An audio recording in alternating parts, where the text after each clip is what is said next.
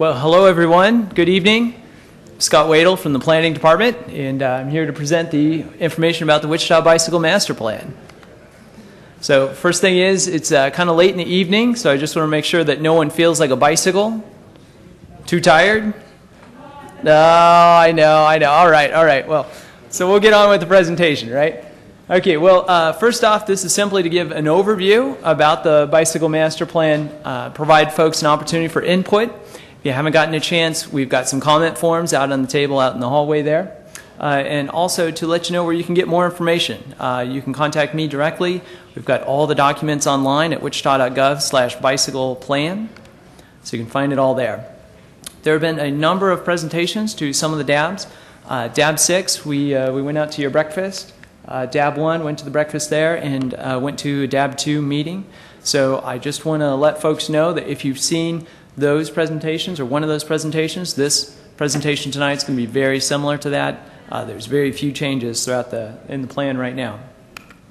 So the draft plan, please keep in mind that this is a draft. The cost, there will probably be a little bit of variability in that as we nail things down and adjust and get there. Likewise with the miles of bicycle facilities, that will also probably happen as well. Okay, so the need. In 2010, City of Wichita did a citizen survey. That citizen survey told it was statistically representative of our population. And in that survey, citizens rated their satisfaction with various things that the city provides. There were three things that were least satisfactory to our residents compared to residents in other communities. One of them was the ability to get around town on a bicycle. Can you guess what the other two were? Anybody? And if you've seen this, transit, absolutely. I don't know if you've seen this presentation before, but yes, absolutely. Transit was another one, and economic opportunity. So considering it was 2010, I think that makes a lot of sense. So what do we do about it? What can we do about it? Well, the City Council was presented an opportunity. We received some stimulus funding, and they chose to utilize that to develop the McAdams bike path, the connection between K96 and the I-135 bike paths. Well, the construction bids came in lower than what we anticipated, so there was some funding available, and they said, look, let's use this and do a comprehensive plan, figure out where we need to go with our bicycle facilities. So we've been working on this project for about a year now, and we're to the point where we're wrapping up the final draft plan and eventually going to bring it to the City Council for them to review and hopefully endorse. More than 4,000 people have been involved in the planning process so far. We've had a number of ways that people can participate. Citizens have been involved through the steering committee. We have 19 members on the steering committee, a number of which are here tonight, and they represent various groups and interests in the community. We knew that if we got just a group of folks who wore spandex and ride 100 miles on the weekends, that together for the steering committee, that wouldn't necessarily represent all the different interests here in Wichita or be a plan that met all of the needs. So we tried to make sure that it was a pretty diverse group. Citizen input was also collected through an online survey. We got over 1,600 responses.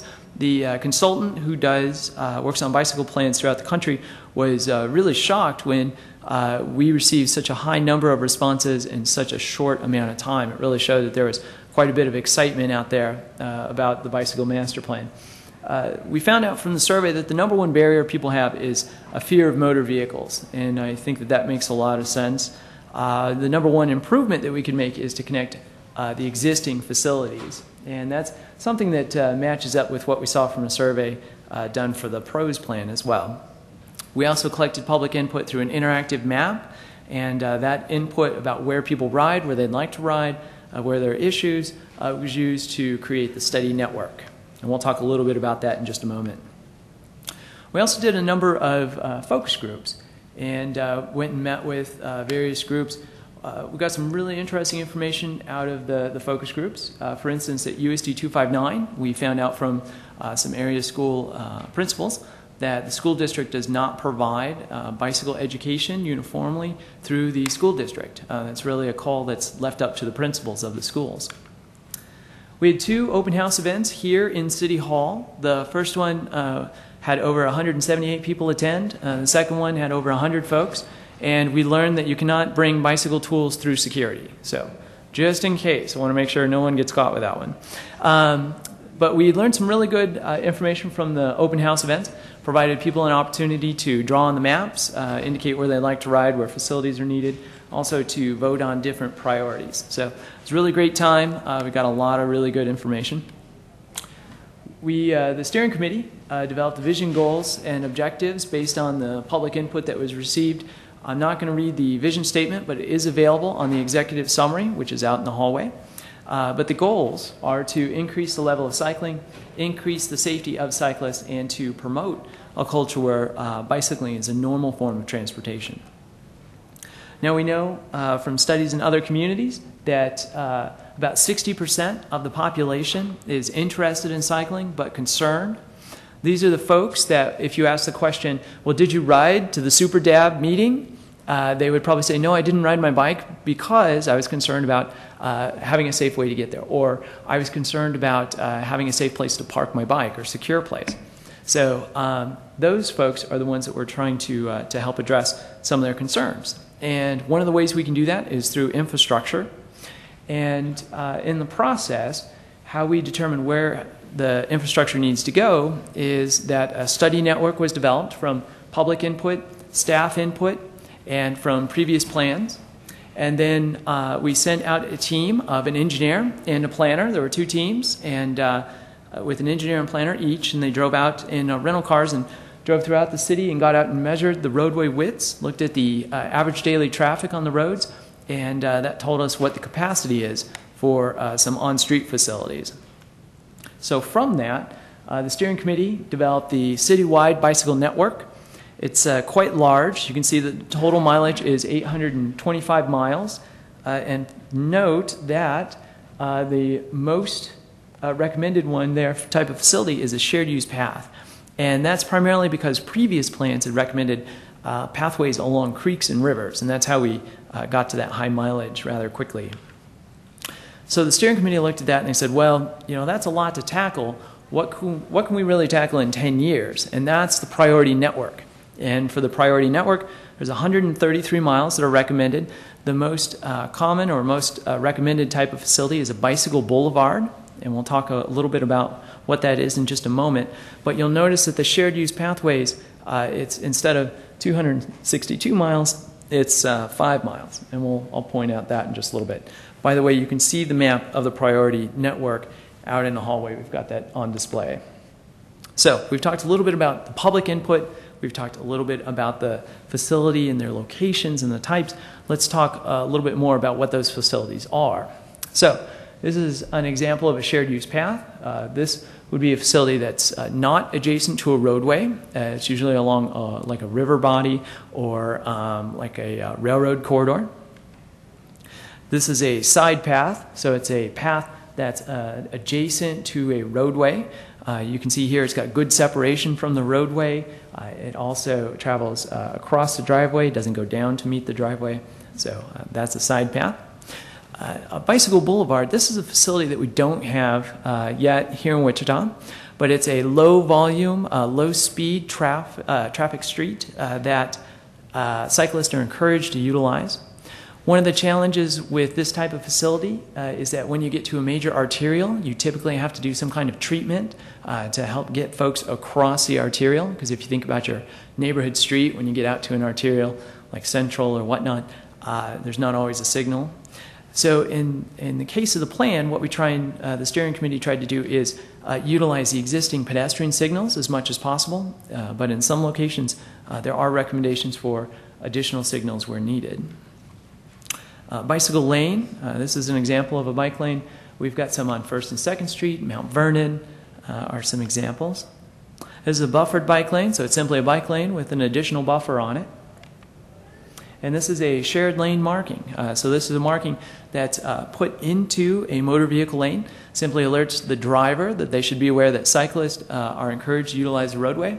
Also indicates to the cyclist where they're supposed to ride, which is right over the symbol.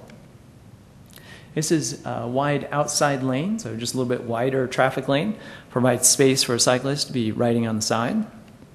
This is a striped paved shoulder, similar to what we have on 21st Street, going west from the Northwest Y. So, we've talked about public input, we've talked about facility locations, types of facilities. Let's talk a little bit about funding. Before we do that, I want to highlight that the endorsement of the plan by the City Council does not allocate any additional funding or resources for bicycle infrastructure. Allocation of those resources would require separate actions.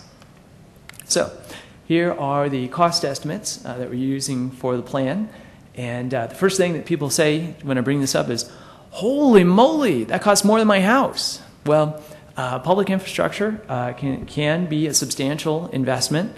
You can see here that the most expensive bicycle facility is a shared use path at just over $500,000. You can also see that the cheapest one is a shared lane marking, which is simply the stamps in the roadway, which is about $18,000 a mile. Now, just for folks to compare that, we know that 1 mile of a 5-lane arterial street costs approximately $4 million. So just something to keep in mind.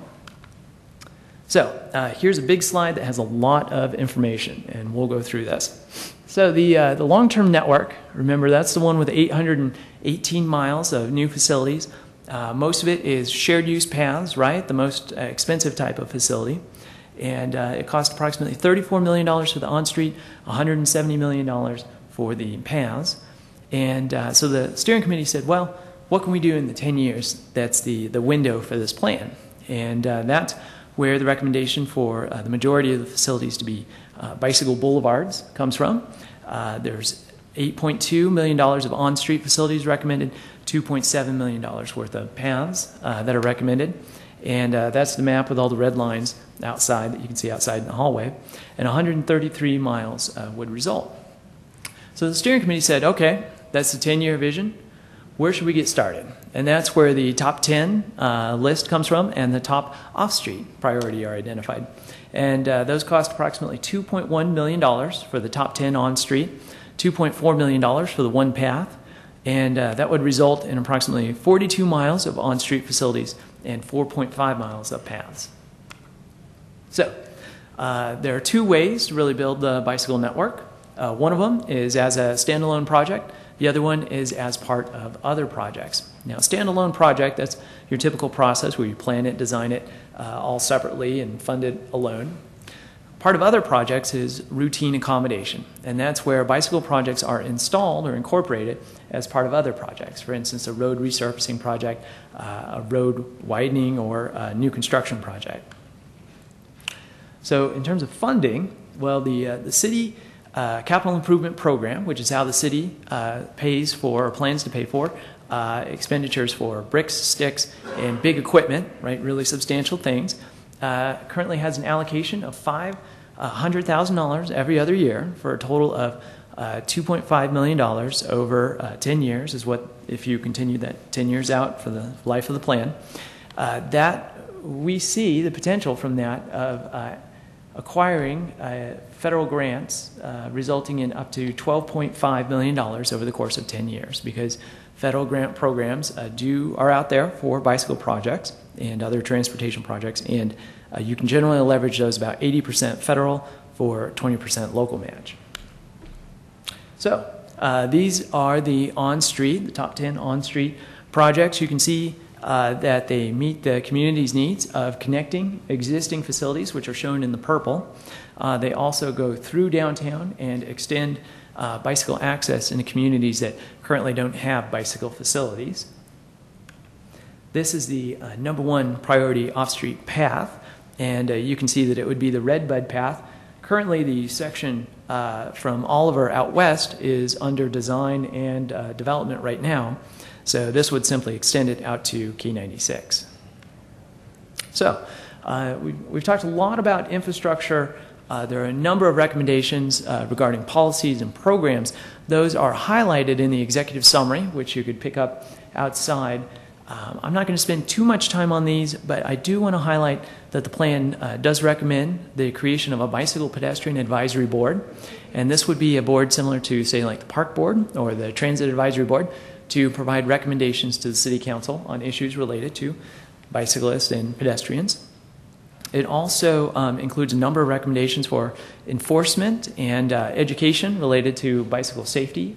And there are 3 separate strategies and a multitude of actions included under each of these. And you can see the strategies, again, in the executive summary. The plan also includes a recommendation for performance measures, and those are listed in the document. You can check those out at your leisure. Now, the recommendation to the City Council, the requested action will be that they endorse the plan. Endorsing the plan indicates that this is the official vision and guide for the city related to bicycle issues. There are a number of ways that we're encouraging the public to get involved. This evening is an excellent opportunity. We're also indicating that folks can communicate in person, writing, whatever. So if you have comments, either get them to us tonight. You can always turn them in later too. You can find the contact information on the website, and we'll review that in just a moment. There's also a number of public input opportunities coming up. For the DAB boards, will also probably be coming to you in September or November, so be prepared. And always stay informed. You can check out the plan website, wichita.gov/bicycle plan, for more information and a full schedule of events. After endorsement, the plan recommends the creation of a Bicycle Pedestrian Advisory Board, development of an annual work plan, and an annual report to show how we're doing in implementing the plan. So again, this has been a brief overview. It's an opportunity for you to provide input through the written comment forms, or maybe even questions if you have them. And then if you want more information, please get in touch with me. My contact information is on the project website. There you can also find all the documents and information as well. So thank you very much, everybody. And I guess if there are any questions, I'd like to go ahead and address those now. Or did everyone fall asleep? Oh, okay, we got 2 folks who are awake. All right. Maybe I missed it, but who would maintain that? Would it be Parks or Public Works? And how much do you anticipate that would cost? Sure. We have an estimator so that for each individual project, as it comes before the City Council, we'll be able to tell them how much the estimated maintenance is. In general, our existing facilities are maintained, the paved facilities are maintained by Public Works as part of the streets program. Park Department maintains the vegetation, so they trim the trees, keep the bushes from encroaching on the paths. Mm-hmm. Yes, ma'am? I had the same question about maintenance, mm-hmm. and also providing the funding to maintain. Mm-hmm. Absolutely. The plan recommends number one, that we sit down with Public Works and talk about prioritization, what's the most important types of facilities to maintain. Number 2, as I said before, in all of the green sheets and information that goes to the City Council for new facilities, we would include the maintenance, estimated maintenance costs, so that would be up front. And there's also a number of other actions and strategies that relate to maintenance included in the plan, and you can see those all online as well. I have another question, and that pertains to the use of sidewalks. Is there any reason other than the law that bicyclists and pedestrians cannot share a sidewalk in areas where we do not have all of these facilities for biking alone? Sure. Well, there are 2, I guess there are a couple of issues. Number 1 is that, just so you all know, you can ride a bicycle on sidewalks in the city of Wichita except for in the area of congestion, which is typically defined as our central business district. Except in those situations where a bicycle facility is provided as part of the sidewalk. And there are a couple of instances of that in downtown. The issue with riding on a sidewalk is you have different cyclists of different abilities, and you want to make sure that you are matching the facility with the cyclist, or that the cyclist matches the facility.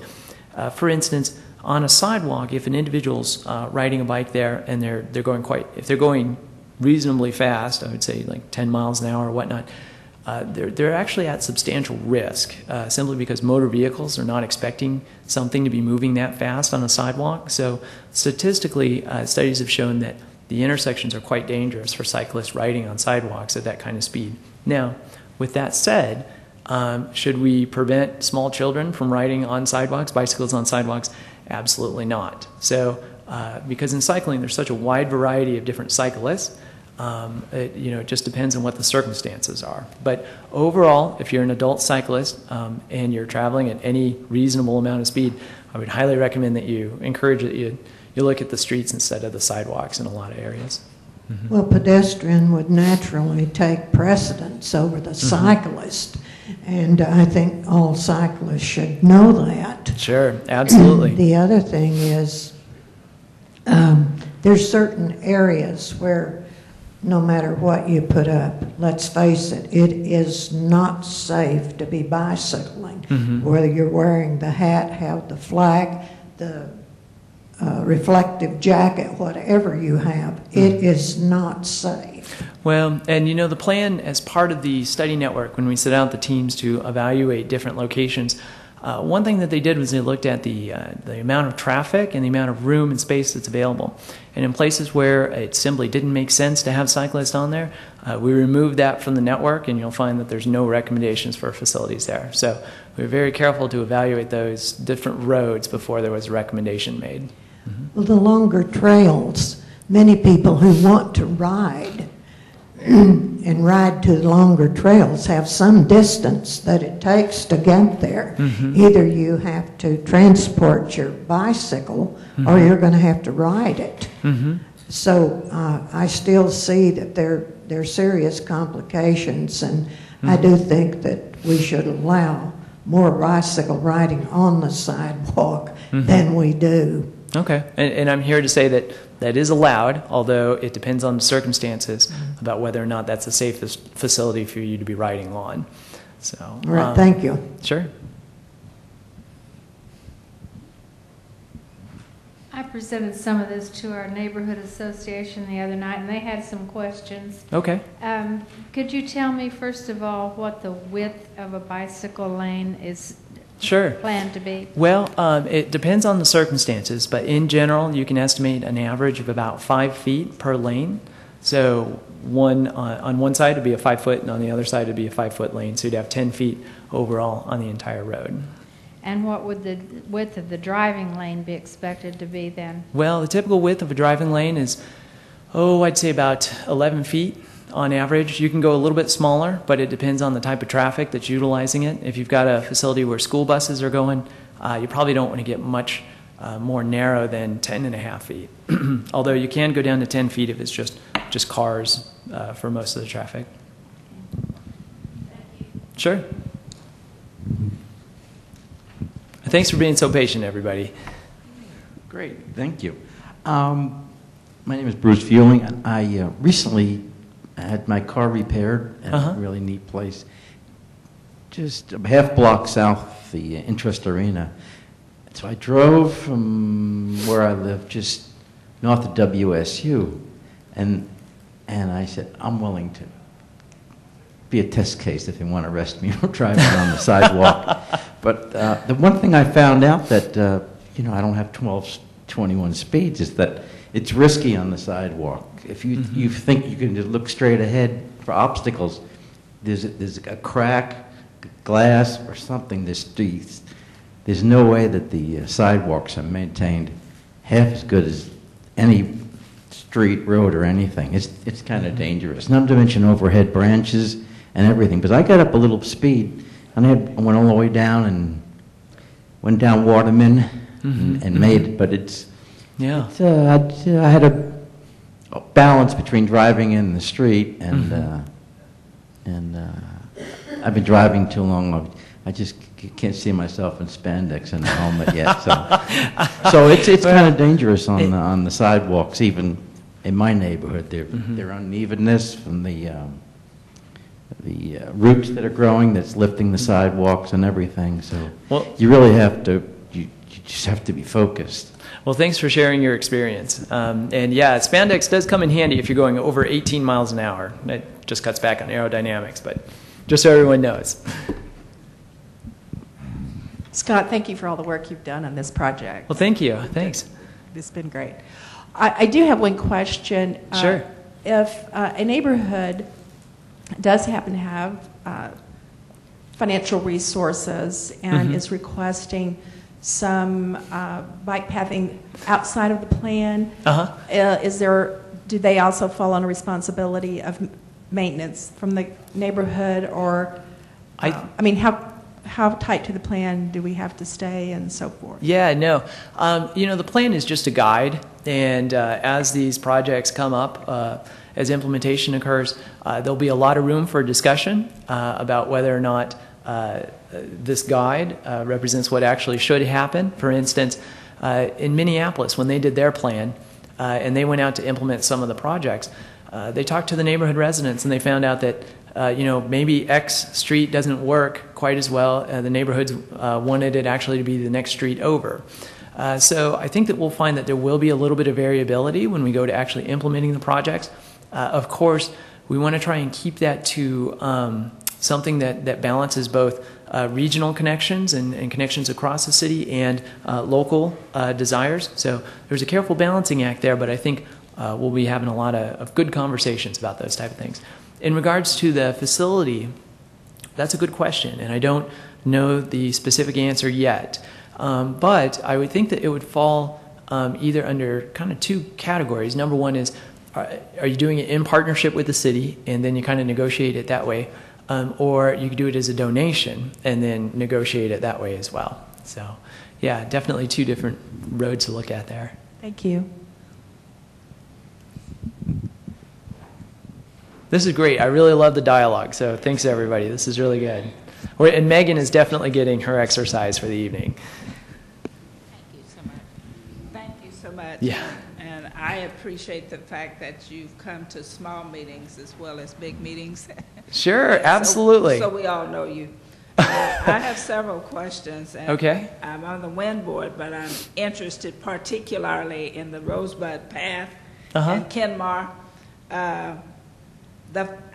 I understood from one of the many meetings I've attended that funding was already in place for the Rosebud Trail. Is that still true? It is. That is true. And I have to say that we were very fortunate to get that funding.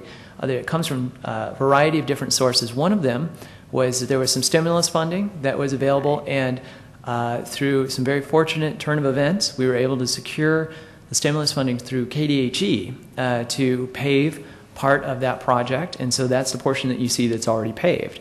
Now, the intersections aren't paved, but there is funding from KDOT. We were successful at applying to a statewide competition for funding and have the remainder of the funding for that facility both from local funds and from the federal funds to do that.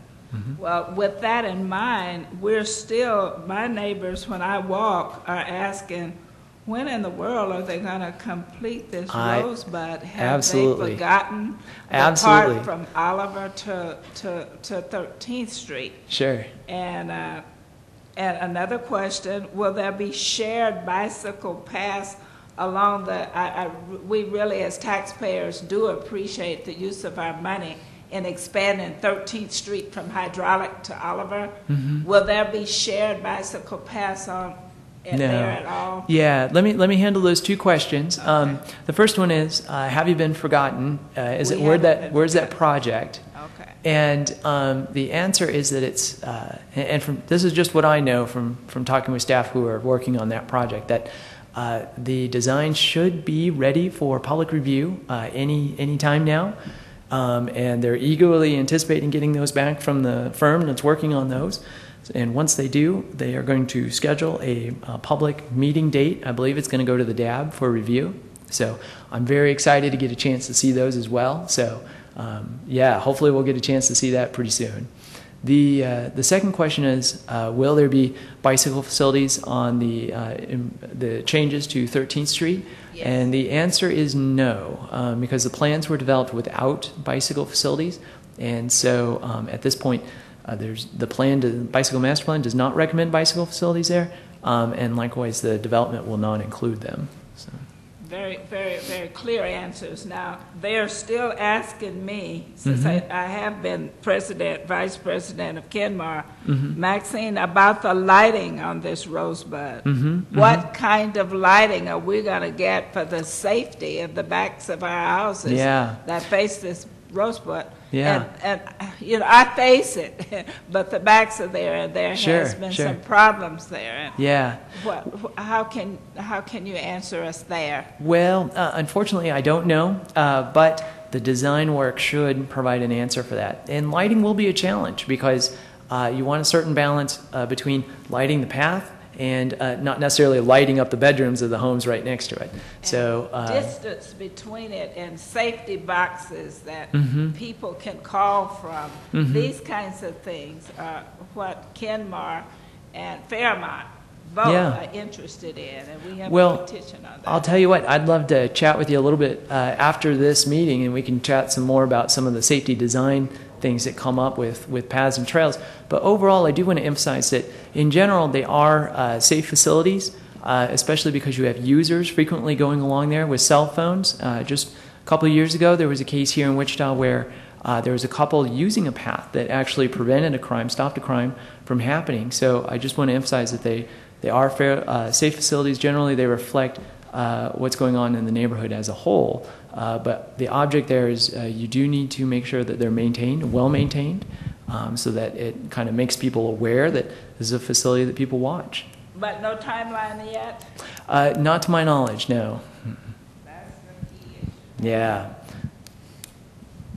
I've had the pleasure of seeing a surfboard go down 2nd Street, and it was a beautiful thing. It says ride the wave. But aside from that, when you do these bicycle buffers or whatever, could you put a stop before they get to the curb, to the corner? Because I ran into a situation where I'm going down, I think, 2nd Street, and I get to Hillside, and I need to make a right-hand turn. Well, that lane continues. It does, yes. And so there's no way that that person is going to stop till they hit my car while I'm making a right-hand turn. Yeah. So if you can stop them about 3-4 feet away from the curb, from the corner, so that the person making a legal right-hand turn doesn't get impacted on the right side. Because if you look at the way the lanes are marked now, it gives them the right to stop at the corner. And by the time you go to make a right-hand turn, you'll either hit them or they'll hit you. Well, yeah, there's advantages and disadvantages to both design types. There are generally two different ways. Well, there's actually 3 different ways that you could design those facilities. One that I'm very interested in, and I hope that we get a chance to try it out, and possibly maybe on 1st and 2nd Street to do, is before the lane gets to the stop bar, which is where you would stop, you would do dashed lines. And what that would indicate is to the motor vehicle driver that they should make that right-hand turn from the bike lane. Generally move over so they're half in the bike lane, half in the travel lane. And what that does is that prevents a cyclist from coming up on a car that's making a right-hand turn and getting caught in between that space where the car's turning and where the curb is. So that could be a design solution there too. I do want to emphasize, when you're making a right-hand turn where those bike lanes are, just make sure that you're aware of if there's a cyclist, make sure you check your mirror to make sure you know where they are. Absolutely. Yeah, my name is Ron House.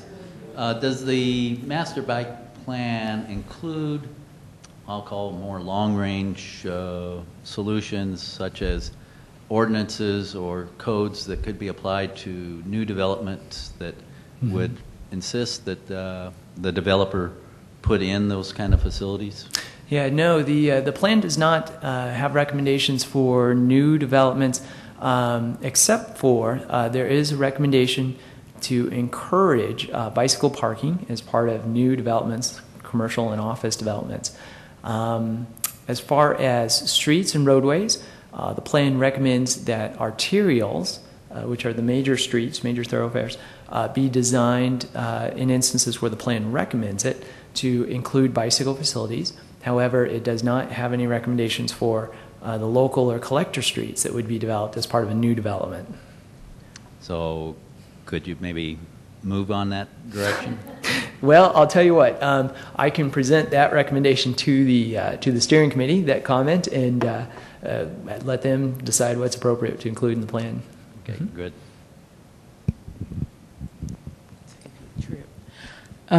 Now, my second question is about educating the public. Absolutely. What they can do, what they can't do, and what's going on. Sure, absolutely. Right now, there's virtually no public education out there about how to ride a bike safely, also how to drive around a cyclist safely. So there are 3 different strategies in the plan. One of them is pretty general. It says to work with schools and businesses to help get out education information through partnerships. And so it's fairly general, but I think it could be implemented in a lot of really good ways. I've seen some communities produce literature on their own, pamphlets and flyers, and the way that you partner with a private organization is to provide those to bike shops for them to distribute. Another great avenue that we have is we have our website. I've seen communities post information on their city website as well as on their TV station. And there has been some talk and conversation about getting some programs on Channel 7, just some quick video commercials about bicycle safety. So we'll see what we can do about that. And those are the ones that I can remember off the top of my head. But yeah, so safety is a big issue. There's no one providing it right now, or not in a major way. Oh, another one is to have folks who are certified as League of American Bicyclists instructors, and these folks could help educate and teach other folks and get other folks certified so that they know the rules of the road and that they can operate a bicycle more safely in traffic. Put it on Facebook? That's the solution? Okay, we'll look into that. We've got a Facebook account, so. Well, everyone, thank you so much for being here tonight. Oh, wait, do you have one more? Okay. Oh, just a comment, Scott. Sure. This afternoon I was walking on my sidewalk, which runs along Hillside. Okay. And as you probably have observed, it's a pretty dangerous collection of cars that go on home time. Mm-hmm. And there was a fellow behind me on a bicycle. Uh-oh. And I just stepped out of the way. He said thank you, and he went on, and it was no problem for me. Sure. But for him to have ridden that bicycle in that traffic in Hillside could have been a real life hazard for him. So my question is, I thought you said a while ago that it is legal. It is. To ride on the sidewalk in cases like that. It is, absolutely. Okay, I'm glad to get that cleared up. Yeah, Kathy. Oh, let's give, if we can give you the microphone so everyone can hear. I apologize, I haven't seen exactly the path of the plan. Okay. But on McLean Avenue, it's very dangerous for bicyclists. It's 40 miles an hour, and there are no sidewalks. Is that part of the plan? I believe it is, and we can step outside and take a look at it, but I do believe that we have a recommendation for McLean. Now, keep in mind that portions of that are recommended to change anyway with the downtown master plan. There's developments proposed in the downtown area along the river, and that would change. I believe that would change the alignment and configuration a little bit on McLean. All right, well, thanks everybody. Been a great audience. If you have any questions, come see me afterwards. And please let me know if you have any other questions. You can call me, email me, and I give presentations to very small groups too. So just keep that in mind.